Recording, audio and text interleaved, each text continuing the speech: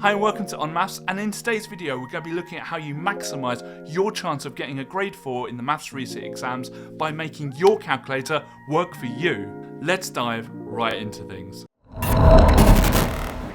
The first thing we're going to look at is, do you know your calculator? It might seem like a silly question, however, a lot of my Year 11 students don't know half of the functions their calculator can do for them. Familiarise yourself with your calculator, with its buttons and features. Make sure you know how to input fractions, convert between fractions and decimals, use a square root function, access trigonometric functions, and everything else your calculator can do. You have access to this thing for 2/3 of your papers, or 1 out of 2 if you're EduCAS, so use it. In the calculator exam, don't hesitate to use your calculator for every calculation, especially when you're dealing with decimals, fractions, or large numbers. For example, if you're asked to calculate 256 divided by 16 plus 7, it's much easier to do this on a calculator and much more accurate. Just remember to double check your inputs. Most calculators let you review the input before you press that all-important equals button. Practice using your calculator. You should be going through past papers, and if you're not, start now.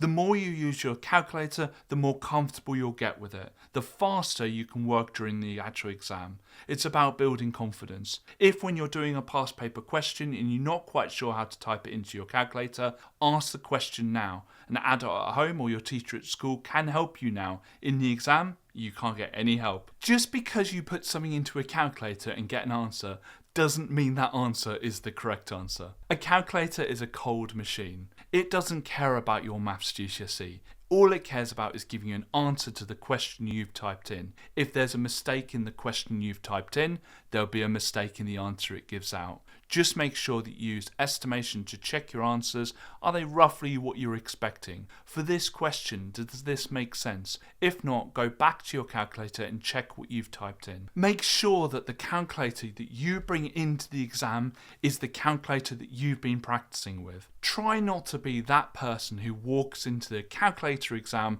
without a calculator.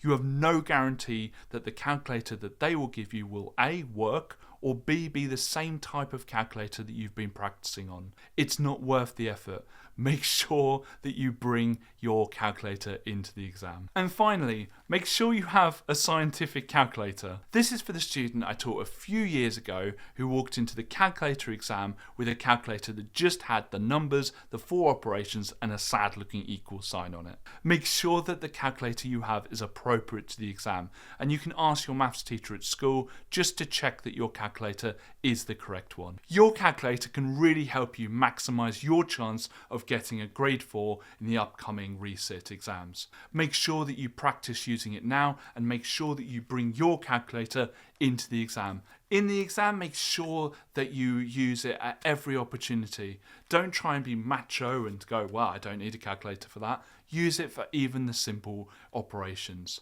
That's going to be it for today. So click like and subscribe if you've liked what you've seen today and you want to see more from us. Also, if you've got any comments, write them in the comments below. Otherwise, I'll see you on the next one.